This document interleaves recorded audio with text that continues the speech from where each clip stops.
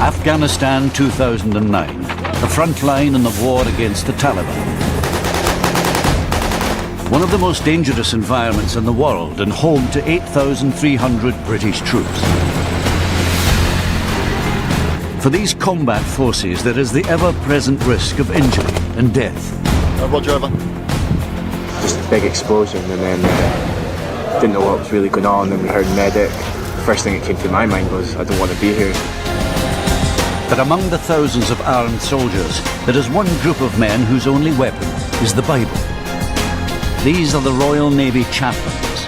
Welcome to my parish. These are my parishioners. I do this not for myself, but in God's name. So let us pray. But what has prayer got to do with war?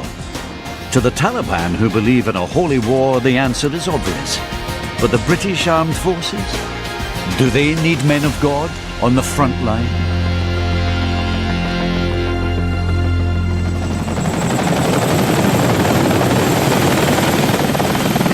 I am the Reverend Bill Gates, Methodist minister, serving with the Royal Navy as chaplain to 4-5 Commando, Royal Marines, 7 Battery, Royal Artillery. It's time for us to move.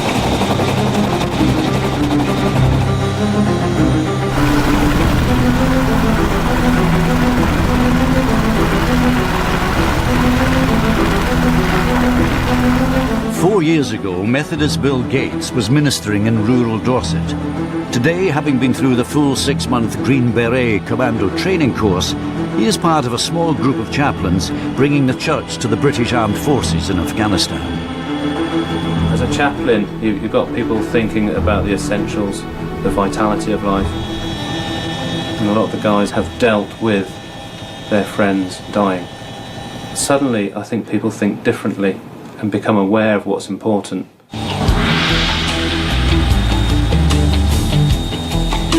Bill's base for part of his tour of duty is Camp Bastion. In 2006, they built this base from scratch in the middle of the desert, where the Taliban find it difficult to attack.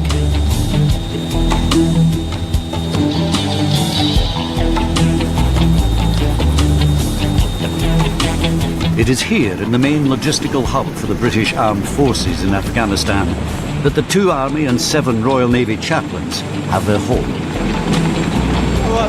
Cheers, mate. Nigel Beardsley is an ordained priest in the Church of England. I'm currently serving as a Royal Naval chaplain with the Royal Marine Command Support Group. 5 years ago, Nigel left his vicarage near the city of Bath to take the first steps which see him today in Afghanistan with the Royal Navy. If you go back, First World War, they will say you'll never find an atheist in the trenches. I'm here to provide the moral compass for the command, for the lads themselves. The kind of conversations begin with, I don't go to church, Padre, but... For Nigel and for Bill, Camp Bastion is where they are able to keep in touch with chaplains from all the other armed forces. It's also their moment of calm before they go out into the field. Come on, guys, come on. Get the rifles in the middle, we'll dance around the rifles. Hey, yeah. Look at that. Good, okay. I was all right. It was fine until I had the hips replaced, and then, oh yeah, then it... Go for it, brother. Whenever we are in base, all the Padres and chaplains meet together 12 noon in this church or just outside for midday prayer, and it's a chance for us to group together, find out what we've been doing, where we've been going, and then pray for each other and everybody else on the base. Shall we pray? Why not? Almighty God, we bring before you each other in our roles in this environment. You'll see a difference here straight away in that Army chaplains carry rank and Navy chaplains don't. In the Royal Navy, the chaplain adopts the rank of who they talk to. That means that the lowest Marine at 4-5 can talk to me at the same level as the most senior officer. So no one can talk down to me, and I don't talk up to anyone. The British troops in Afghanistan are on a 6-month tour of duty. The soldiers are often isolated, under immense stress, and cut off from their families and loved ones. The chaplains of the Royal Navy had expected to take their ministry to the men on the very front line, whatever the danger.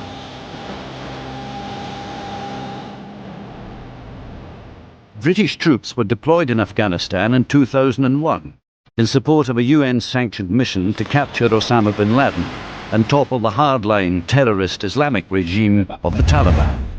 Today, the majority of British troops are stationed in Helmand province, where most of the fighting takes place. They operate from garrisons in towns and villages and have bases along the river and frontline positions in Taliban-held territory.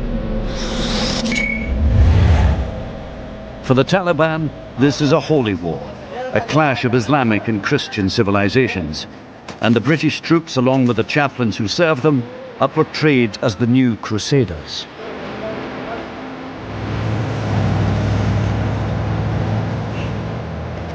Here in Musa Kala, Nigel is hitching a ride with a supply convoy. He's heading for an isolated patrol base that guards a vital radio communication tower. You have a choice. Want to be in the front or next to the ammo? In the past, convoys were regularly ambushed with machine gun fire and rocket-propelled grenades. The threat still exists, but today the greatest danger comes from mines and IEDs, improvised explosive devices. If we do get hit, normally the front vehicle gets it worse, so we need to check on the driver, commander and the one passenger in there. Yeah. Nobody steps out until these have checked the back door and the barmer, and then it's just QBOs on the ground. Happy? Happy. Excellent. Do you find the troops you go out with are protective of you because of who you are, or do they tend to forget you? Initially, they're very twitchy. Yeah. Very twitchy. I think they're just worried because I don't carry a weapon. And is that your choice not to carry a weapon, is it?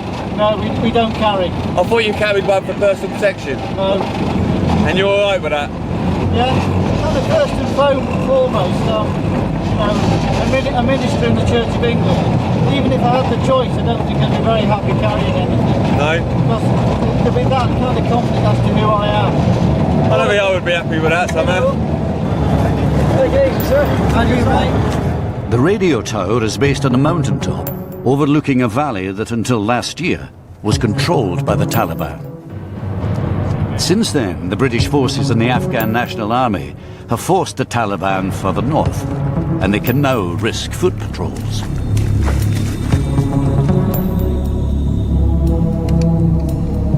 The civilian population has slowly returned, but there is still a risk of Taliban infiltration.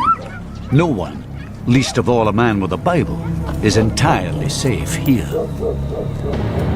It is a world away from Royal Navy chaplain Nigel Beardsley's old parish in Bath. I never envisaged my ministry with the armed forces. My curacy had ended in Bath, and many of the people in the congregation had served with the Royal Navy and said I would make a great chaplain. And eventually I decided to have a look at it. It's a strange thing. God will get you where he wants you. Hello. I want this one. Hello. To actually come out here and be prepared is almost an impossibility. You just have to kind of accept what comes your way, take a deep breath, and then go forward. And you have to accept it is a vocation. I do this not for myself, but in God's name and in the name of Jesus Christ. Having said that, you've got to have a certain degree of fitness and resilience. Being in a fob or in a PB out of a ration pack is not the highlight of the day after day after day. But it's what everybody else is suffering, and you suffer it with them. Nigel's unit, the Command Support Group, has individual soldiers everywhere in Helmand. So because of his own travels, he has become a valuable link with the unit's Lieutenant Colonel back at base, Andrew McInerney.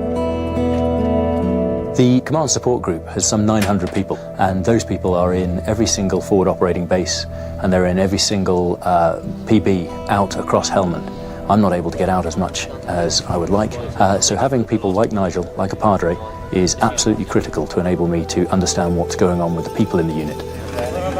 When I arrive somewhere, I just go around, try and chat to them, make my presence known, and then if they really want a private word, they'll ask me later if they can just have a quiet chat.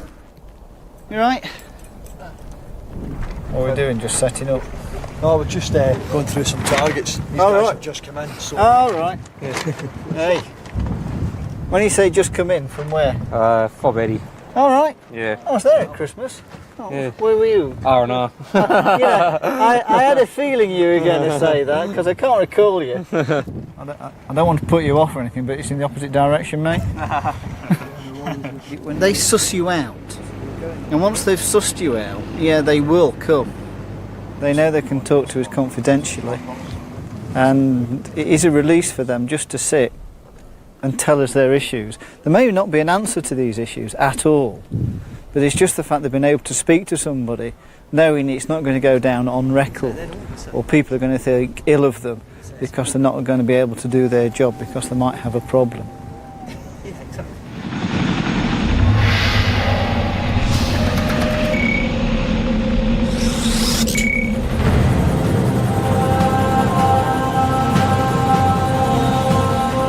Bill Gates, the Methodist padre, is heading to Sangin, which until recently was a Taliban stronghold.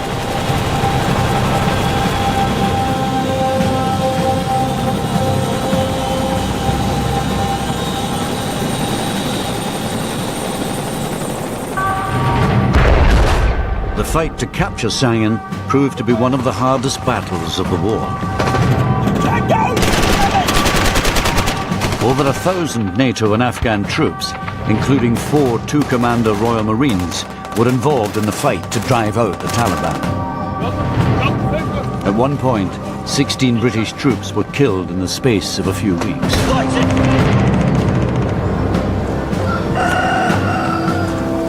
Now the area is under the control of British forces, but many who fought in the battle struggle to come to terms with the loss of comrades. Gentlemen. Bill.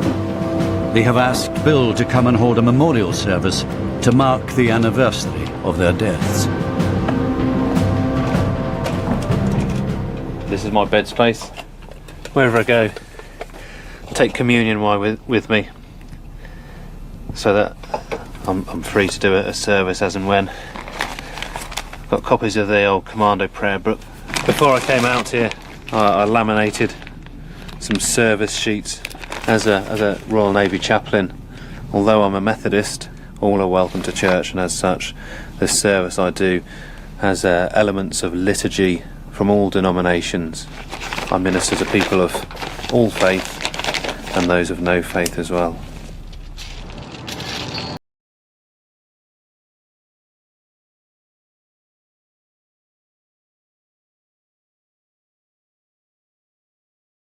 Here's to do a memorial for 2-9 Commando. 2 years ago on Herrick 5, 3 lads from 2-9 were killed, quite tragically. As we see down here, Ross Clark, Paddy McLaughlin, killed on March the 3rd. And then 5 days later, on the 8th of March, Mick Smith lost his life. So this is the 13th. Battery Sergeant Major Kevin Poneskis and Sergeant Mick Tiller were part of the force that took Sangin and fought alongside those who died. It was their initiative to ask Bill for a memorial service. A grenade came in, and that's where he was killed. He was killed on the step here. Yeah. So unlucky. Massively unlucky. So 13 steps. 13 steps, stay lucky.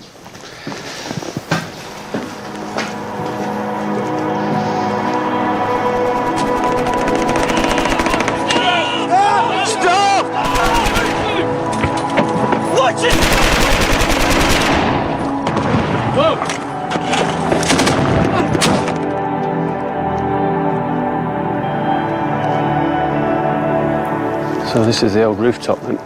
So where Paddy and Ross died. It's changed a bit since then, hasn't it? Yeah. A lot of this stuff wasn't here before. A lot of the protection has been built up. strikes and stuff here as well. Yeah. It's crosses as well. Yeah, the tribute that one of the lads has felt he should put up.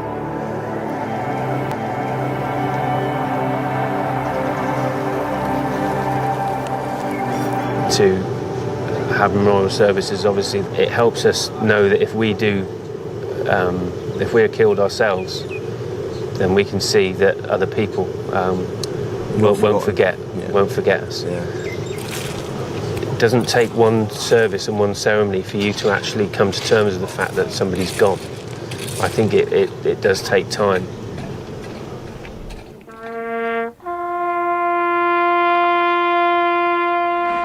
The memorial service is particularly poignant for Bill, as he helped repatriate the bodies in 2007. Ben, Michael, Ross, Liam, may you go in the name of the Father who created you.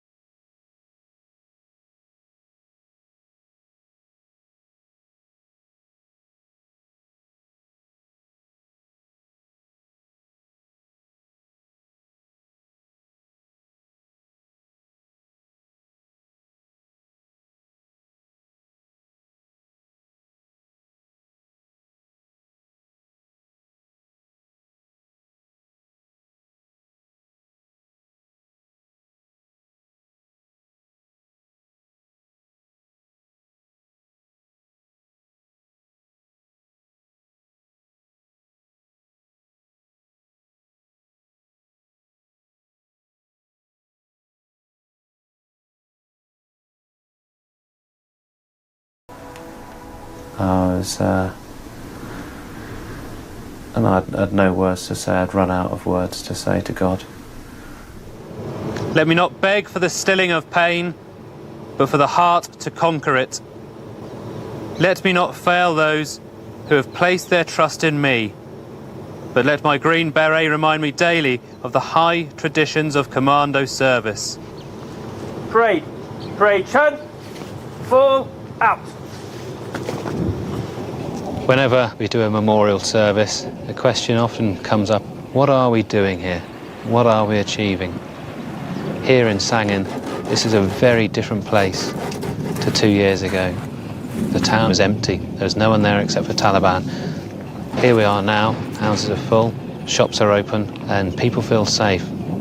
Jesus came to bring sight to the blind, to heal the sick, to set the prisoner free. In simple words, to make a difference. And in order for evil to triumph, good men simply have to do nothing. So I believe we're here as good men and women making a difference. At the end of the day, you don't want to doubt the validity of what you're doing. You don't want to doubt whether or not you're on the right side or the wrong side. You need to have courage in your own convictions. Otherwise, you won't be as effective as a soldier. And to have someone like Bill saying, no, what you are doing is right.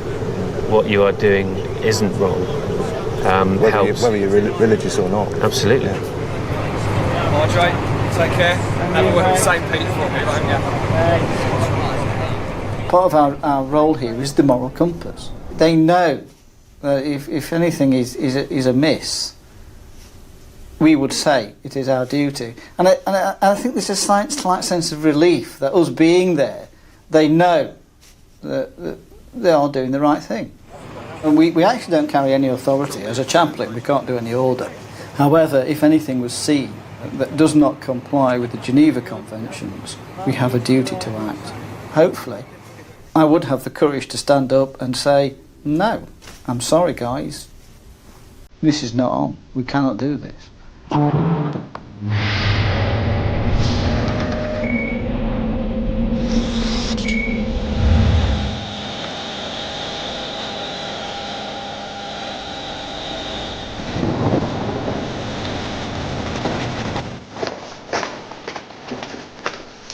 That's us back at Bastion.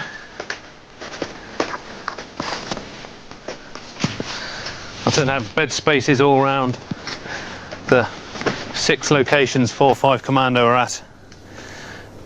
But the best thing about being at Bastion, apart from the cheesecake, is you can get me mail, get my e-blueies. Right, back in a minute.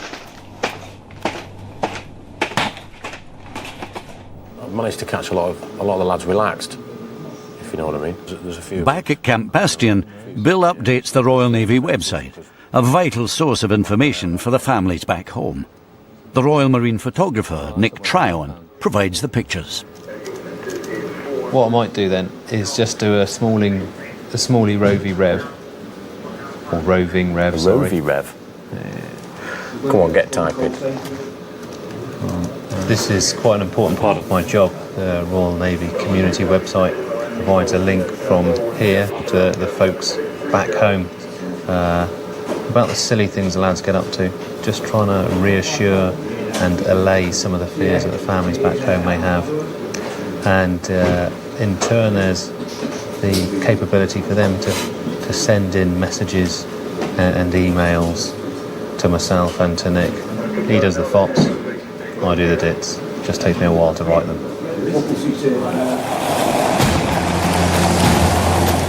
One of the hardest demands made upon Bill and the other padres is physical fitness. The Royal Navy only accepts chaplains into 3 Commando Brigade who are prepared to undergo the same punishing training as the Marines. Some of the lads ask, why did I join up? I never went to university. I spent 6 years working as a fishmonger, cutting up fish and selling fish. And during those years, I really went through a transition period and ended up eventually being accepted to train as an ordained Methodist minister. I also used to play rugby quite badly for Weymouth, and a few of the lads there were Royal Marines and said, why don't you come and join the Corps? I went to Lympstone Commando Training Centre, Royal Marines, and it was a hard time, but I think it's put me in good stead, because when I went to join 4-5 Commando in the beginning of July 2006, straight away I had something in common with the lads there, in that we'd all gone through the ardours of commando training. Are you cracking much fizz? Yeah, a little bit. Yeah, a lot of the fob's quite small. What about you? Mainly running machine and cross-trainer. Over the years, I think the church has abused its position and let God down, and at times held the people at arm's length from God. And actually, you know, I want to make a difference. God uses all sorts of ministers to reach all sorts of people. You have some people who are academic and who will teach. You have some people who are great preachers. One of the things I'm good at is doing fizz, and I'm quite happy living out of a Bergen. It's striking this balance between being part of the unit but also being very distinct. It's nice to be part of them and work alongside them. But at the end of the day, I'm not a Royal Marine. I'm a chaplain.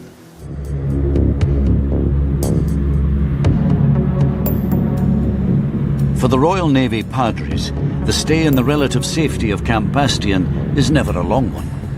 Nigel is soon back on duty, travelling to Patrol Base Argyll. The area is dangerous because it is part of the Taliban hinterland.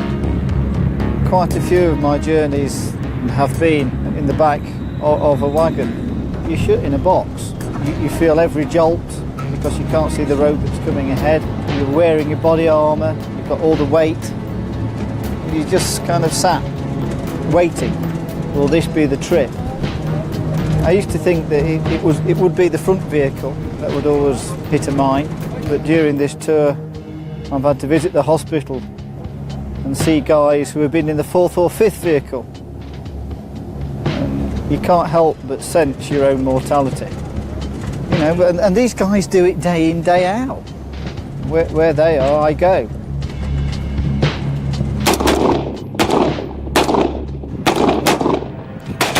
Argyll is a typical frontline post where British troops work alongside soldiers of the Afghan National Army. With their support, 3 Commando Brigade pushed forward into this area in October 2008. On arriving, Nigel is asked to join a foot patrol into the nearby village.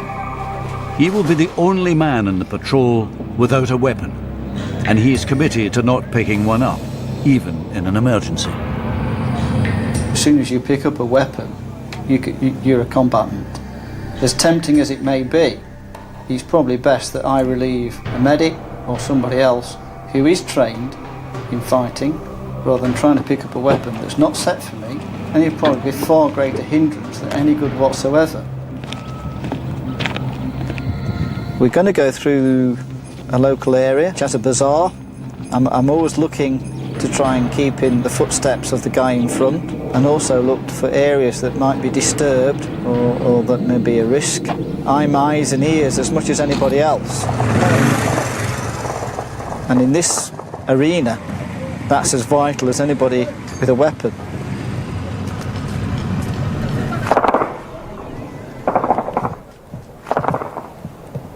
The gunfire indicates that the Taliban are close, but the local Afghans are clearly not the targets.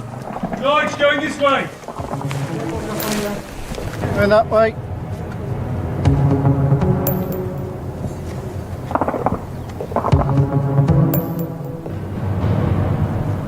We have got small arms fire over to behind me to my west.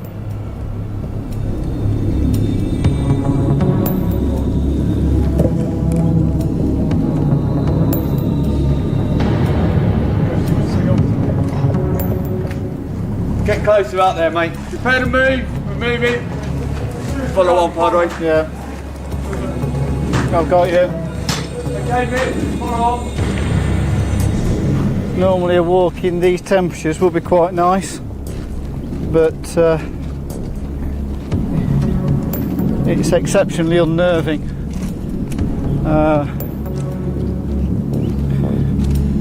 I have been on a patrol where they faced a suicide bomber, and that has made me very twitchy with regard to anybody who's carrying anything. We are trying to create an area where these people can live in peace. We operate to what we call the just war theory. Out here in Afghanistan, yes, we've got the Taliban. It would be a very, very broad brush stroke to say they are all evil. But there is a core, you know, like we had in the Second World War. Hitler and those around him were leading the others on. Out here we can see what effect they are having on the local people, and we can have seen ourselves with the bombings in London and the Twin Towers, the effect they can have worldwide. We cannot stand by and just let that happen.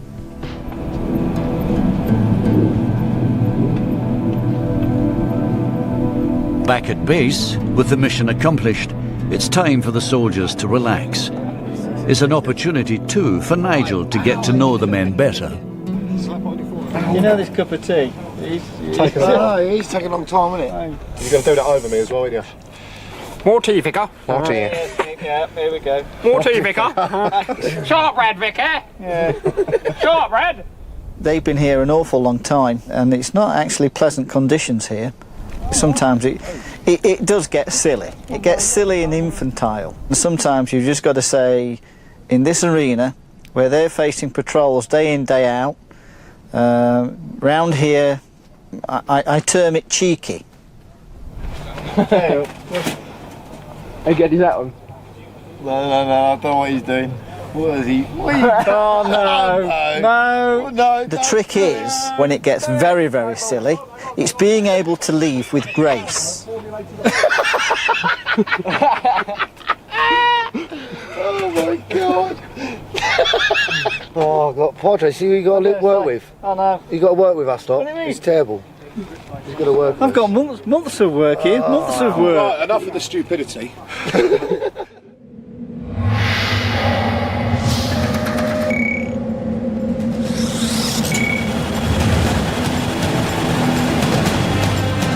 Bill and Nick, the photographer, are on their way to visit X-ray company of 4-5 Commando Royal Marines.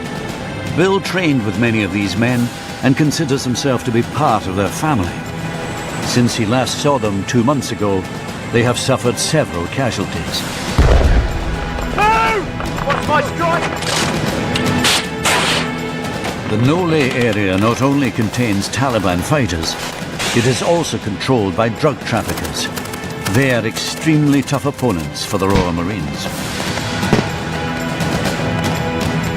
Bill is met by Major Richard Maltby, who is the commanding officer of X-Ray Company. We've had our ups and downs. We were unfortunate enough to be engaged by a suicide IED, which killed 3 of my men. And then quite recently, where we're patrolling out into the eastern desert, we lost another Marine, Marine Smith, through small arms fire. And it's helpful that Bill does come out to see the men and see what pressure and strains they're under.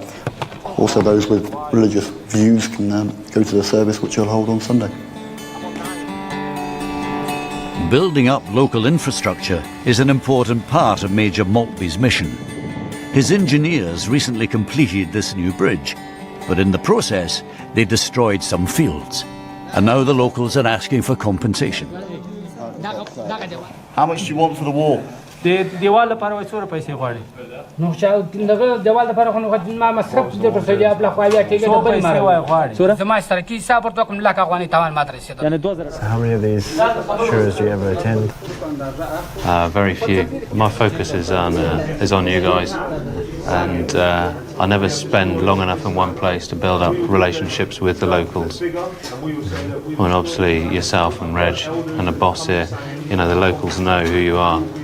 Respect you, whereas I bob around, and actually I feel it's more important to focus on you.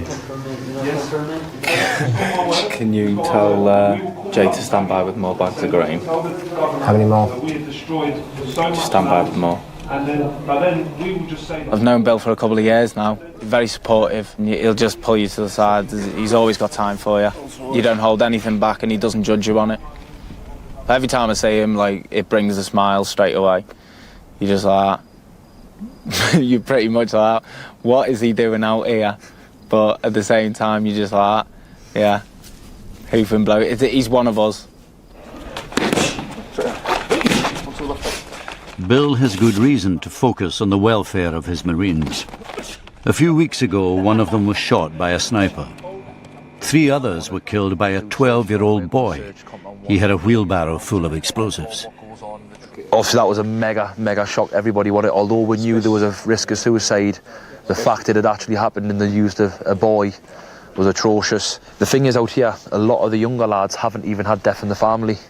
And the first instance they've actually felt death at home is being one of like the lads in their troop actually out here. I think some of the young lads as well, I remember we used to speak about in the UK, although you say people will die out here, they probably don't actually think that it is genuinely going to happen to them, and then when it does, it's like, Jesus, this actually goes on. Like when you got hit with the RBG, that was our first CASEVAC out of the green zone, and when it happened, just big explosion, and then we were just like, what? Didn't know what was really going on. Then we heard medic. He was that badly injured. But first thing that came to my mind was, I don't want to be here. Because we didn't know if there was a second device or not. And it was sort of afterwards when we all got back together, sitting in the TV grot, all the lads sitting around, and just sort of first casually, all the lads were just shock, wasn't it? Just shock, yeah. It was pure shock. So the Padres, man, they've got the work cut out for them out here. Really cut out for them. Since Bill's last visit to X-Ray Company, the Marines have built this memorial garden for all the men who have lost their lives in this area.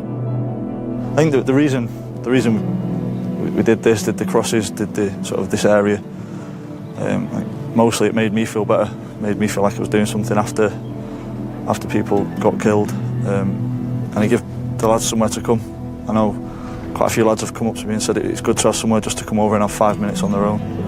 So now, if you wish to come forward for a blessing or to receive the communion, please come ahead. Chris, body of Christ, broken for you.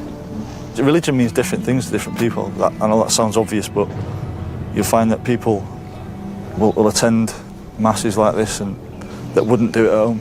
It just makes them feel better, and anything that makes you feel better out here is a good thing. I can't really explain why, but it just makes you feel that little bit better. It's something to believe in. Lord God, whose command is over all and whose love never fails, don't really think about who the Taliban are praying to. Their beliefs are their beliefs, and what I believe is personal to me. They're trying to do a job against us, and obviously we've got to try and do a job against them. I think that's that simple. Lads just come out here and try and get on with the job, get through it, and then go home. Despite all the losses, X-Ray Company is increasing the pressure on the Taliban.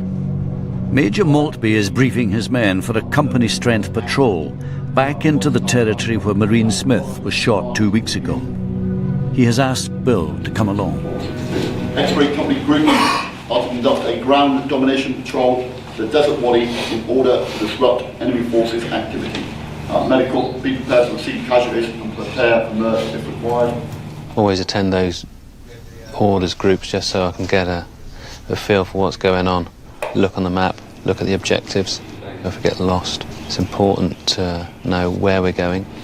Obviously, if you honestly believe your life is in danger, try it out for a client. Any questions on what we're trying to achieve?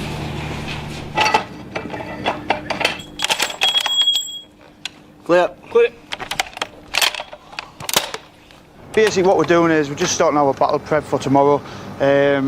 Obviously to make sure that all the weapons are serviceable. Yeah, they're all good to go. The lads have been through drills yesterday, yeah, and they're all cooking on gas, as we like to say, silky smooth. And that's it, rations, water, bullets and beans. Padre, everybody's always got to see the Padre. You know, I'll have him in my patrol any day. At the end of the day, he's God's best friend, isn't he? Okay, last 10 rounds. Oh, nice, nice. Change barrel. Always surprises me, you know, we're 4.5 months into a tour and the lads are still practicing their drills. And same, it's important for me to do my prayers, to read my Bible and to keep in touch with God. It's so easy out here to let things slip. Yeah, good have fun. You all set for tomorrow here? Yeah, I've just got to, you know what it is, just trying to keep up with the dust. I must admit, I think I'm slightly apprehensive about tomorrow. I'm nervous. I bet, you know, there's a lot of young lads out there who are nervous. I bet there's a lot of corporals and stripies as well. But I know when we get back, you know, lads will say, oh yeah, you were there. You know, you stood alongside. I was thinking back before, you know, to Christmas when I first met you. Oh yeah. And carol service. Yeah. And there was not many people there. And then when you think now, how many people have got to come back across from you? I've only got 3 left. Just going to look through. How many did you bring out? Enough for every man. And that's all from lads asking you? Yeah, it's quite covert as well. The lads will give it the old... It's like you're offering drugs, they're like... Going those combat crosses. Would the chaplains like their men to be more devout? Would they want the ranks full of Christian soldiers? Having played football in a Christian league for a church, I don't think that'd be a very good idea at all. To have one ideological belief, I think in society we're past that now. We're postmodern. The belief in meta-narratives. Oh, check out the long words. It doesn't occur anymore. Time. You've got to recognise there are other faiths.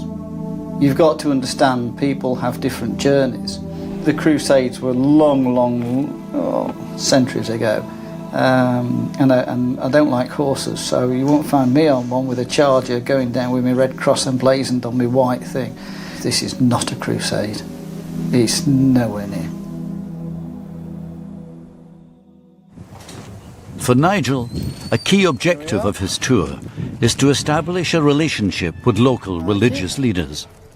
In Musa Kala, he is able, after months of trying, to meet with Mullah Dad Muhammad, the chief cleric and district governor of the area. I think for what we're doing here, such interaction is vital. We can work together to achieve, the aims of peace, whatever the understandings are and the beliefs are. That is the ultimate that we're after, the peace. To become what we call a priest, I have to visit our big religious leaders, which we call bishops. I then go away to a college for 2 or 3 years, and then I've got to be with another priest for another 2 or 3, perhaps 4 years, What's the process for a mother? شغال ترغب في الدرس كان كل شغال بعد غير كامل مدرس علمت ودي في سلعة دستاربندية يعني قوتا ورتني أغاب دون شهادتنا ما ورتني من قوتا ورتني يقول لك أيوة ده الشهادة الثانية كانوا دي مشهور كذا مدرس وبنت تدرس. Asked on several occasions if it would be possible, to meet. As in anything that we did in the area, we had to be exceptionally careful. Even if we offered clothes, colouring books or whatever to the children, if the Taliban came into the area and saw that, it was to be taken as collaboration, the family would be killed, and we had to be very, very careful what we were doing. If anybody got wind of that in the Taliban, well, it's his death sentence.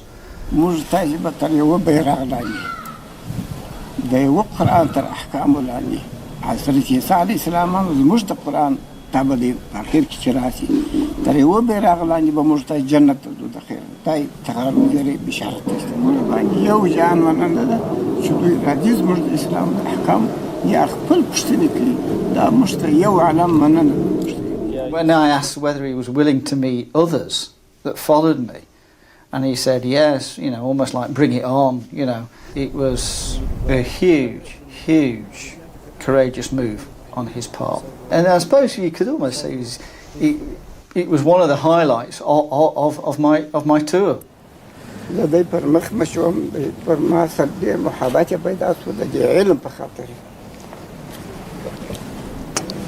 Thank you.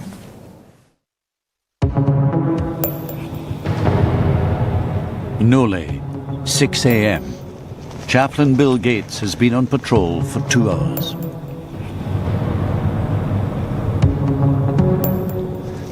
Welcome to my parish.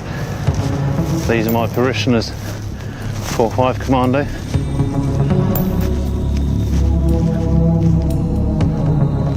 It's very different from 5 years ago when I was down in Weymouth looking after the Methodist churches down there.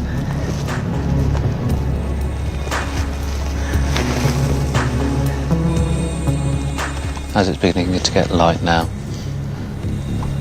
the Taliban have got eyes on us. We listen to their radio, we can intercept what they're saying, and from what we're picking up, they can see us. Right, Fergie Oz, obviously ICOM suggesting that they've got eyes on us, especially the vehicle and such, so let's try and spot that digger if we can.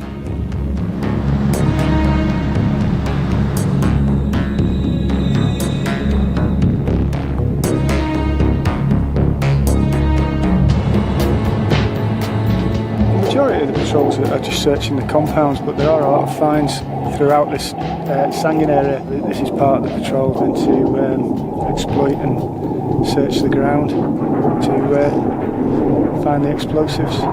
There are 2 bikes moving in. There's another 3 right behind it. They've all got 2 blocks on. For the guys at the front, they're still doing their job. Every step can be something nasty, something unpleasant, an IED. I think it's important to be close by. Theologians will talk about this incarnational ministry.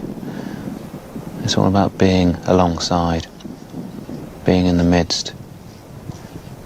And I think a lot of my work is not so much about what I say as being there. We were out on patrol 2 weeks ago to this day. Basically the Taliban started firing, and unfortunately we took a casualty who later on that day sadly passed away.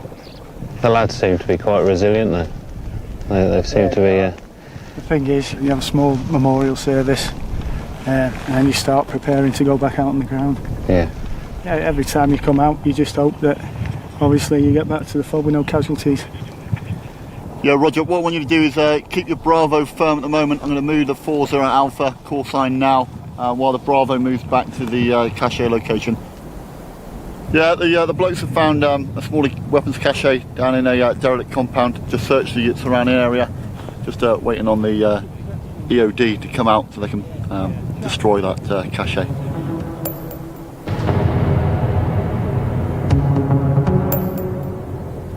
There's been a call that's going to be blown in figures 1, so we've got 60 seconds till it blows.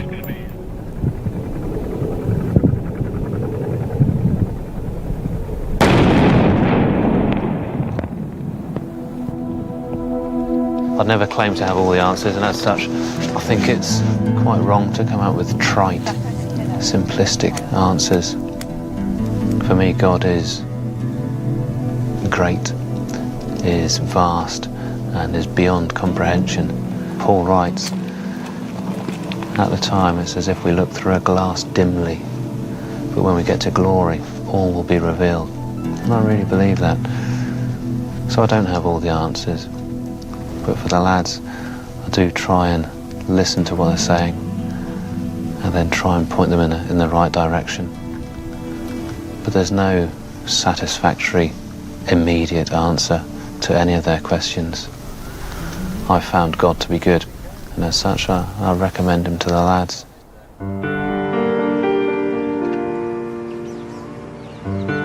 I have been asked on many occasions, what am I doing in a fighting force, in an area where we're killing? This one's for the Padre. I have an understanding I'm not here to fight.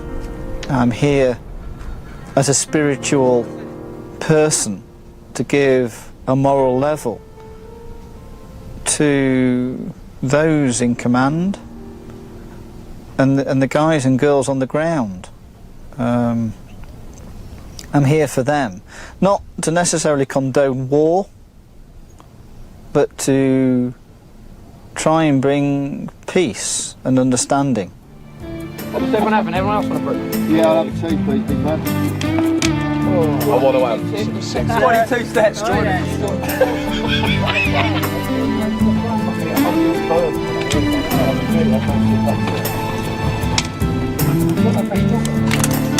Yes, Padre.